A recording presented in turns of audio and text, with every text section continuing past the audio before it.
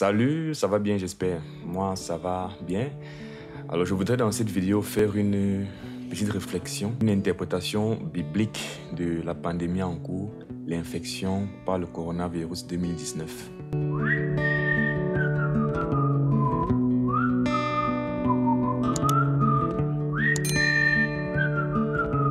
La question en fait c'est, peut-on associer cette pandémie à un événement de la fin des temps décrit spécifiquement dans la Bible? Le truc c'est que ce n'est pas parce que c'est une pandémie qui actuellement dépasse un peu la médecine, elle n'arrive pas à être contenue, les gens meurent un peu partout dans le monde, que forcément c'est un événement spécifique de la fin des temps. Depuis des décennies, on a eu l'apparition de pareilles pandémies, des maladies qui s'étendent dans le monde comme ça, mais avec le temps, c'est passé, la médecine a évolué et on a pu...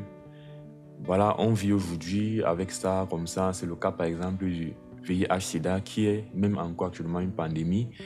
Mais voilà, on ne voit pas VIH et on dit fin du monde. Du coup, y a-t-il dans cette pandémie un truc de spécifique qui peut la rattacher voilà, aux événements de la fin décrits, notamment dans le livre de l'Apocalypse?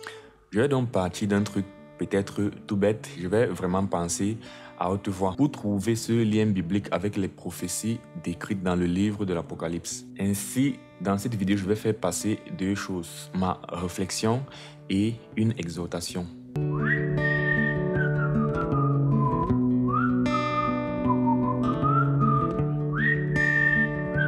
Le premier point de ma réflexion, c'est que nous sommes déjà dans les derniers temps. Ça, c'est un fait, ça, c'est une réalité. Depuis que Jésus-Christ est venu marcher sur cette terre, les derniers temps avaient déjà commencé.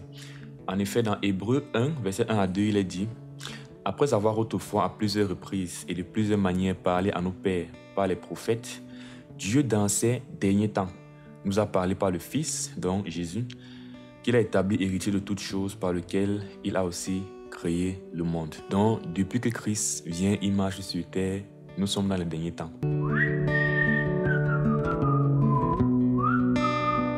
Le second point, le livre de l'Apocalypse est le livre qui nous raconte les événements de ces derniers temps et spécifiquement de la fin de ces derniers temps.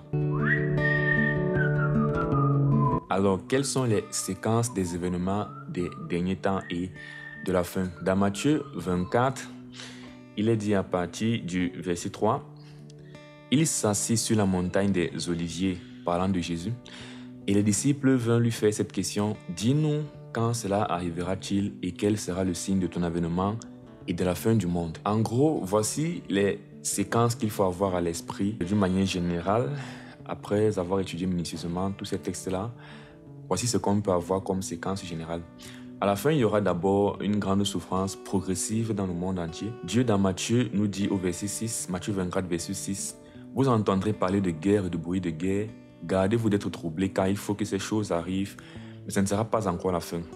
Une nation se lèvera contre une nation, un royaume contre un royaume. Il y aura en divers lieux des famines et des tremblements de terre.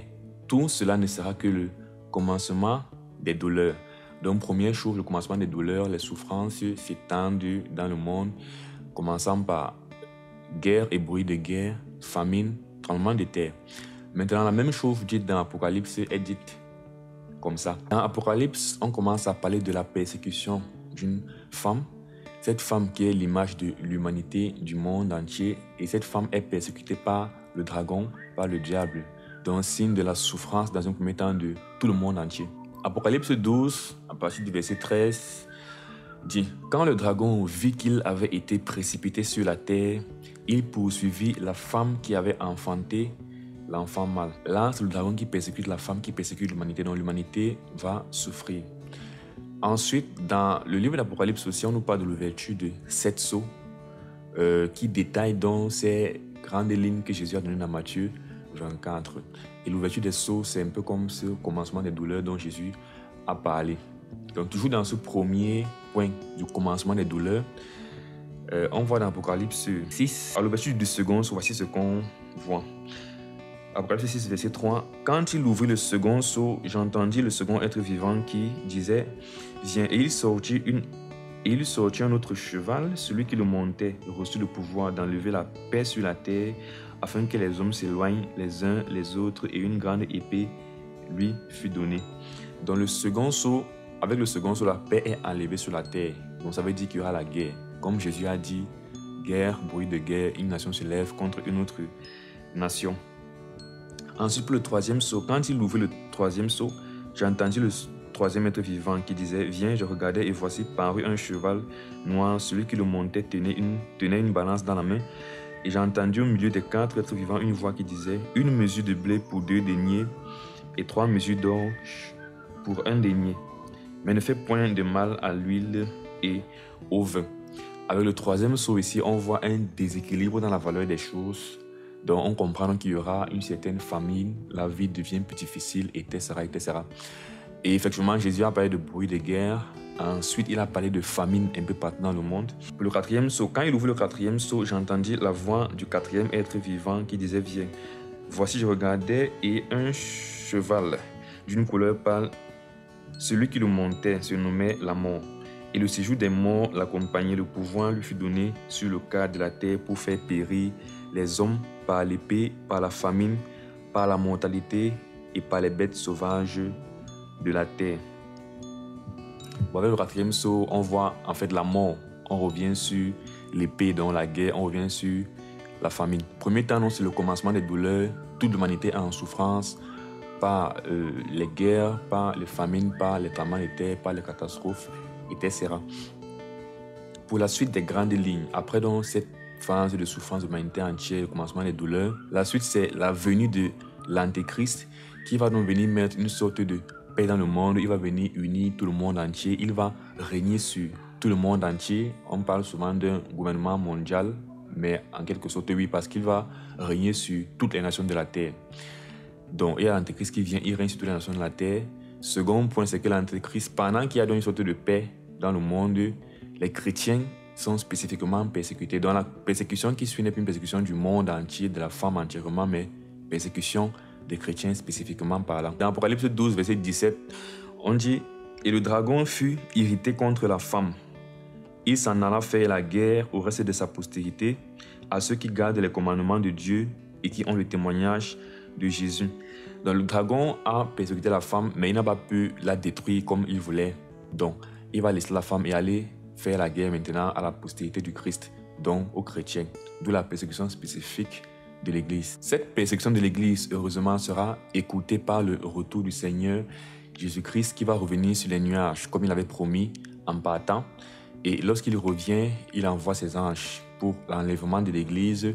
Et après l'enlèvement de l'Église, on a les 7 trompettes de Dieu et les 7 coupes de la colère de Dieu qui sont déversées dans le monde entier. Dieu se venge des hommes qui ont été rebelles à la foi en Christ. L'apôtre Paul a dit en effet, quand les hommes diront paix et sécurité, une ruine soudaine s'abattra sur eux, les emportera. C'est la colère de Dieu, c'est les 7 trompettes, c'est les 7 coupes de sa colère qui sont déversées dans le monde. Et ce qui est triste par rapport à ça, c'est même si maintenant avec coronavirus, nous ne sommes pas encore dans ces moments de colère catastrophique de Dieu dans le monde, dans la Bible, il est dit en fait que quand Dieu va déverser sa colère dans le monde, les hommes ne vont pas toujours se repentir de leur mauvaise voie et ils vont plutôt blasphémer contre Dieu. Et aujourd'hui avec le coronavirus, est-ce que les hommes réfléchissent et se repentent alors vraiment pour faire la paix avec le Créateur? Donc pendant qu'il y aura cette paix et que l'Église seulement sera persécutée, quand Christ vient enlever l'Église, c'est la ruine qui va se suivre pour le monde, c'est la colère de Dieu, c'est le jugement de Dieu. Après ça, on a la grande guerre de l'Armageddon, tous les rois de la terre contre Christ. On a le règne des chrétiens avec Christ sur cette terre. Quand Dieu détruit toute puissance qui s'oppose à lui, on règne. Et après, on a le jugement du monde où les hommes rebelles à la foi de Christ vont être envoyés en enfer dans le lac de feu. Après, il y a la nouvelle Jérusalem qui descend, le nouveau ciel, la nouvelle terre et les enfants de Dieu vont régner avec lui pour l'éternité. Bon, ça, ce sont les grandes lignes. Ce qui nous intéresse dans ces grandes lignes, parce qu'on n'est définitivement pas encore dans ces événements très de la fin, c'est le début des souffrances, le commencement. Qu'est-ce qui se passe? Comment est-ce que dans ça, on peut venir insérer la pandémie à coronavirus? Bon, alors, comme je disais, toute cette réflexion, en fait, part dans ma tête à cause de la définition même du coronavirus et de l'événement qui se passe à l'ouverture du premier sceau dans la fin des temps. Alors, le coronavirus, c'est quoi? C'est un virus, voilà, qui est sphérique. Et à sa surface, en fait, il y a des protéines qui sont organisées de façon spécifique, particulière. Ces protéines sont organisées en forme de couronne. Et le nom corona, en fait, signifie couronne en latin. Donc, le virus a ces protéines sous forme de couronne. Et ces protéines en forme de couronne permettent en fait au virus d'envahir en fait les cellules du système respiratoire et de les pénétrer et puis de faire ce qu'il a fait. Donc on peut parler en quelque sorte de couronne qui permettent de conquérir l'autre. Ayant à l'esprit cette idée de couronne concernant le coronavirus, voici d'où part la réflexion. Apocalypse 6, verset 1. Je regardais quand l'agneau ouvrit un des 7 sceaux et j'entendis l'un des 4 êtres vivants qui disait, comme d'une voix de tonnerre, viens. Je regardais et voici parut un cheval blanc. Celui qui le montait avait un arc. Une couronne lui fut donnée et il partit en vainqueur pour vaincre. Et donc, c'est au niveau de la couronne qu'est né le lien entre la pandémie à coronavirus et l'apocalypse. D'où la question infection à COVID-19, ouverture du premier sceau, point d'interrogation. Bon, une fois de plus, c'est une réflexion peut-être toute bête. Donc, je vais faire moi-même 2 objections à cette réflexion. Première objection, le coronavirus actuel s'est d'abord appelé SARS-CoV-2, qui signifie Severe Acute Respiratory Syndrome Coronavirus 2. En fait, c'est le syndrome aigu respiratoire sévère lié au coronavirus.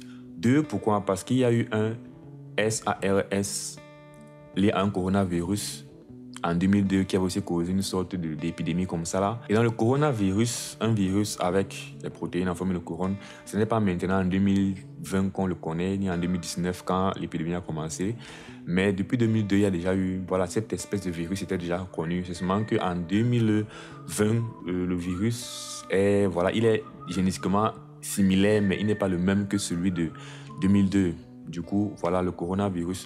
On aurait donc dit en 2002, voilà, coronavirus, couronne, donc premier saut, couronne et tout. Donc, bref, c'est pour dire que voilà, c'est pas parce qu'il y a une couronne, c'est pas parce qu'on parle de couronne sur le virus, on va faire le lien avec la couronne qui est donnée dans l'ouverture du premier saut. Seconde objection, c'est que avant l'apparition de la pandémie, il y avait déjà une interprétation à cette ouverture du premier saut. En fait, l'ouverture du premier saut qui parle donc de la couronne qui était donnée à un conquérant qui est parti pour vaincre, fait aussi penser plutôt à l'initiation, à l'instauration, voilà, de celui qui va être l'antéchrist. Parce que l'antéchrist, ce sera un grand conquérant en quelque sorte. Il va régner dans ce monde en fait pour peu de temps. Il va dominer sur toutes les nations. Ce sera comme le président d'un gouvernement mondial. Donc oui, ce sera vraiment un vainqueur, ce sera vraiment un conquérant. Tout ceci étant dit, voilà, je voulais juste partager cette réflexion comme ça. Je l'ai fait. J'ai moi-même apporté des objections. L'idée n'étant pas forcément de s'appesantir sur la compréhension des causes de ce qui s'est passé et tout, mais plutôt sur la réalisation de ce qu'il y a à faire. Que faut-il faire au point où nous en sommes? Que faut-il faire?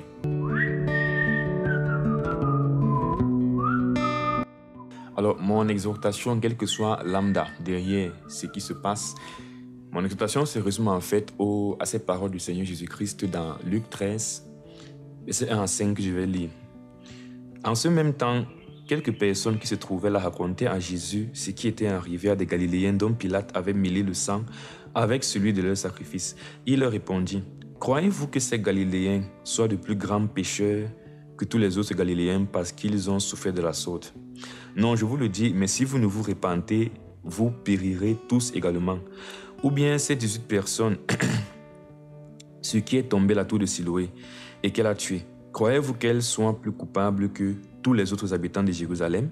Non, je vous le dis, mais si vous ne vous repentez, vous périrez tous également. » Donc le Seigneur Jésus, l'Éternel, Dieu, demande une seule chose aux hommes depuis qu'Adam a péché, depuis que Christ a marché dans cette terre, jusqu'aujourd'hui où il est assis à la droite du Père dans les cieux, c'est que les hommes se répandent, c'est que les hommes fassent la paix avec Dieu à cause du péché qui nous rend ennemis de Dieu, qui appelle la colère de Dieu sur nous et qui nous sépare avec Dieu. Tous sont péchés et tous sont privés de la gloire de Dieu, tous sont séparés de Dieu, personne ne fait le bien, pas même un seul. Et ce problème-là est beaucoup plus grave que voilà, toute catastrophe qui puisse arriver dans le monde, plus grave que voilà, Hérode a tué les gens, il a mélangé le sang avec les sacrifices, ou bien il y a une catastrophe, une tour est tombée, ça a tué 18 personnes, ou bien voilà, coronavirus, une pandémie en train de voilà, tuer les gens dans le monde. Le problème est plus grave. Le problème, en fait, c'est la colère de Dieu, la sainte colère de Dieu. Sainte colère de Dieu qui vient à cause du péché. Dieu qui peut faire périr non seulement la chair, mais aussi faire périr l'âme dans la géhenne, dans l'enfer éternellement. Donc, que faut-il faire? Jésus, au début de son ministère, dit ceci. Le temps est accompli et le royaume des cieux est proche. Répentez-vous et croyez à la bonne nouvelle. Acte 17, 30 à 31. Dieu, sans tenir compte des temps d'ignorance, annonce maintenant à tous les hommes en tout lieu qu'ils aient à se repentir. Oui, Dieu sait qu'on était ignorant, on a péché, voilà, on est né dans un monde, le monde nous a influencé, la société, l'éducation, etc. On a fait des erreurs et tout. Mais Dieu, à chaque fois que voilà, on a l'occasion d'entendre la vérité, il nous dit, je ne tiens pas compte des temps d'ignorance avant ça. Donc voilà, on dit Dieu, sans tenir compte des temps d'ignorance, annonce maintenant à tous les hommes, en tout lieu, qu'ils aient à se repentir, parce qu'il a fixé un jour où il jugera le monde selon la justice par l'homme qu'il a désigné, ce dont il a donné à tous une preuve certaine en le ressuscitant des morts, donc par Jésus-Christ. L'apôtre Paul dit encore dans Romains 10, verset 9, « Si tu confesses de ta bouche le Seigneur Jésus, et si tu crois dans ton cœur que Dieu l'a ressuscité des morts, tu seras sauvé. » Nous sommes sauvés, voilà, contre du péché, la colère de Dieu et tout cela, juste par la foi en Jésus-Christ. Jésus-Christ est venu dans ce monde vivre parfaitement sans péché. Et à la fin de sa vie, il est tué, il est crucifié. Il est crucifié pourquoi? En fait, Dieu à la croix crucifie Jésus-Christ. Dieu punit en fait le péché de l'humanité dans la personne de Jésus-Christ pour que l'humanité puisse être sauvée, exempte du châtiment de son péché. Mais il y a une seule condition. La condition, c'est que vraiment nous voulions accepter voilà ce don que Dieu nous fait de la vie éternelle, que nous voulions, voilà. Donc, que nous reconnaissions vraiment qu'on en a besoin. On n'est pas bon. Sans ça, on est perdu. Sans ça, on est ennemi de Dieu. Et donc, se repentir et mettre toute notre espérance en la mort et en la résurrection de Jésus-Christ. Voilà ce qu'il y a à faire. Si on a fait ça, coronavirus, tout autre scandale, après ça, on fait quoi? On va tous comparaître devant le tribunal de Dieu. Et la Bible dit que celui qui croit en lui, en fait, n'est même pas jugé, mais il est déjà passé de la mort à la vie. Mais celui qui ne croit pas est déjà jugé, il est déjà condamné. Donc voilà ma réflexion et mon exhortation autour de cette pandémie. Voilà, que Dieu vous bénisse. Portez-vous bien. Et la vie, croyant en Jésus-Christ, recevez le Saint-Esprit, c'est gratuit, c'est par la foi, ce n'est pas par les œuvres. Voilà. Ciao. Regardons donc les choses d'en haut. D'où